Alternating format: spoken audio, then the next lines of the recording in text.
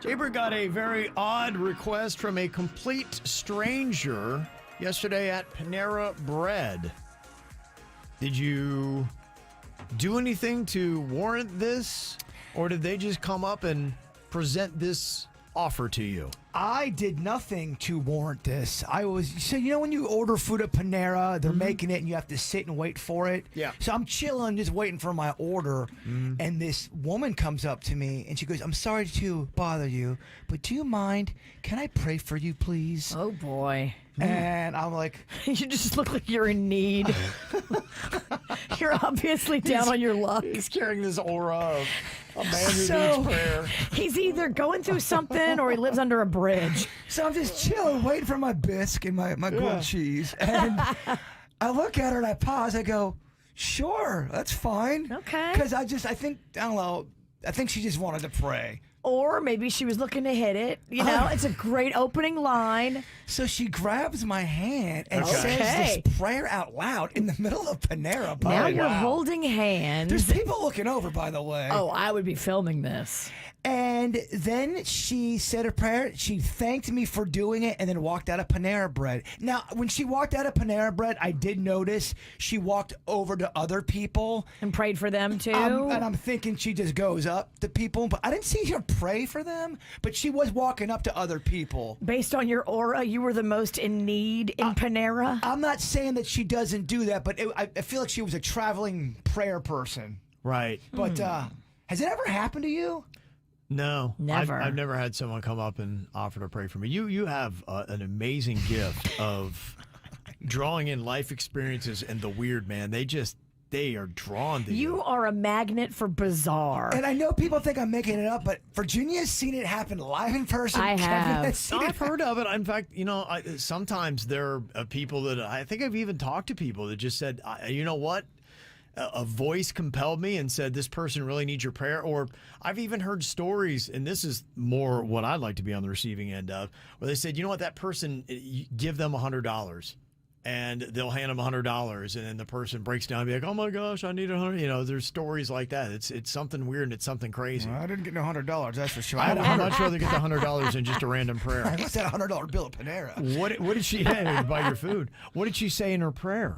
It was a prayer that I didn't know, and I clearly it sounded like something that was kind of from Was it in English? It was English, yeah. But it sounded like A rehearsed prayer? a verse from a Bible. Okay. Yes. It wasn't just, I just don't please wanna- be with this guy. He clearly is in trouble. No, it wasn't nothing like that. Yeah. Because if he wasn't, he wouldn't be dressed like this. Whatever, my outfit's popping. I got Dunkin' Donuts. Look at this. He's all pizza, Dunkin' I socks. got Dunkin' socks, alien shoes. His outfit screams, "I've lost my mind." I'm popping, baby. Man in need of prayer. Pray for me. Help. Yeah. You are a walking red flag. Whatever, man.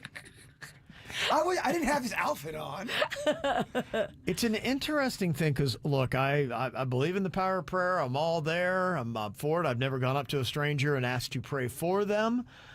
But I got to tell you, I don't know how I would receive it if I were standing in a place and a complete stranger came up and offered to pray for me. I think now the way I'm set, my first thought is, this is some kind of scam. They got fentanyl on their hand, and they want to touch me so I can fall out and they can take my wallet. What I'm thinking is it's somebody who's going to try to pick my pocket. Yep. Or there's something going on. They're going to try to get to my phone. Yep. Well, I was sitting down. Yes. I had my back this way. I didn't feel like I was in danger or anything. I was more I'm used to people coming up and saying and doing weird things. And I'm not talking about people who listen to our program, KVJ Nationers. I can tell when someone doesn't listen to our show and they are just seeking me out because I guess I don't know. You have an aura. My dad's got this too, though. You attract weird. My dad does too. Game recognizes game, and weirdness wants to be close to weirdness. We used to laugh at my dad because my dad would go anywhere, and if there was a weird person, they would be attracted to my dad, asking him some weird stuff. You are your father's son. I got it from him. I really believe that. What would you do, Virginia, if a random stranger came up to you in public and asked if they could pray for you? It would be a little tricky for me. So you know, if it was a dude, a totally different scenario and vibe and feel. I'm not holding your hand. I'm not really interested. I don't know what you got going on, but you need to take it along and move out of my space. If it was like a sweeter lady that I think that she was really like a woman of the Bible and like has Bible study face. You know what I'm talking about. You know Bible study face. She has like Christian hair. That wasn't the vibe I got. And to be quite honest, and I'm not trying to be disrespectful, it almost had kind of a little. She wasn't homeless, but I felt like she almost like lived in her van or something. And she was kind of a. Was she hot?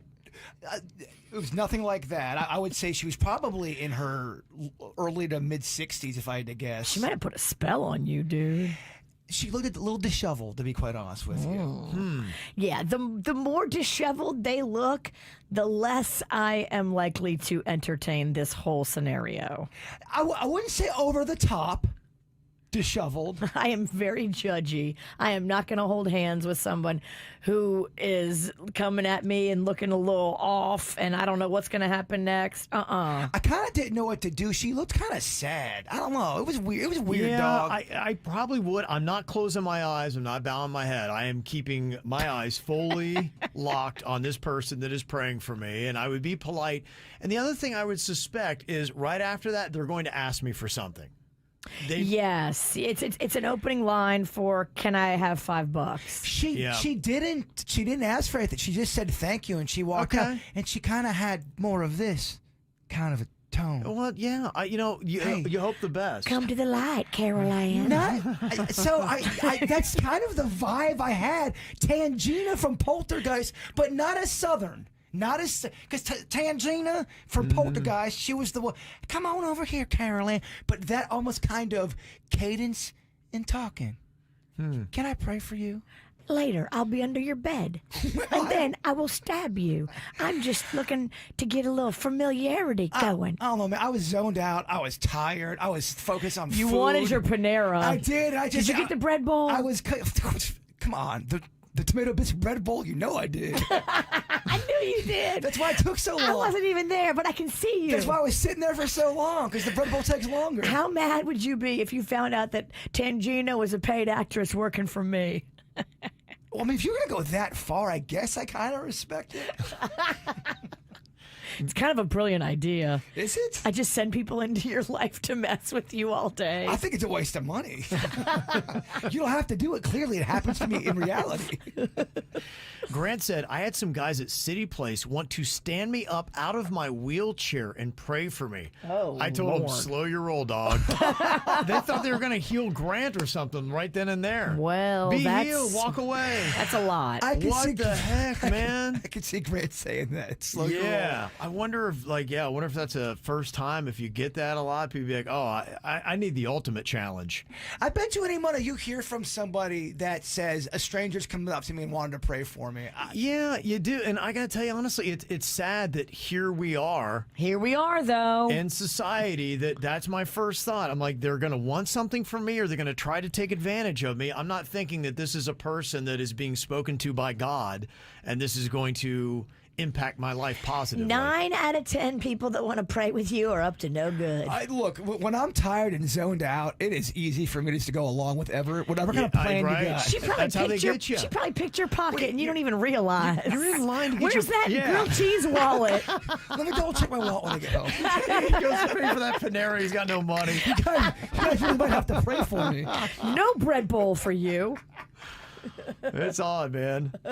Grant said, imagine if they stood me up and then stole my wheelchair. Oh, damn. Honestly. That's cold. It's crazy cold. Look, it cannot be out of the realm of possibility. And that's what you need to remember when you're out in the wild. Trust no one. I know. It's sad, man. It's sad, but it is real. In our chat rooms, it's almost 50-50 of people letting us or letting someone pray with them. 55% of people said they would let a stranger pray for them, but 45% said no. And Depending upon what's going on, I would have to do a very quick evaluation of the person that was doing it because I could see instances where I would be like, you know what, I'm okay today. Thank you, though. I just kind of feel like I would have hurt her heart if I didn't pray with her. And that's why. She needed it more than you. And because you have high emotional intelligence, you in that moment looked at her and said, I'm just going to do what she wants to do because I don't want to make her sad. Yeah. If you would have told her no, you would have made her sad. Yep, my wallet's gone.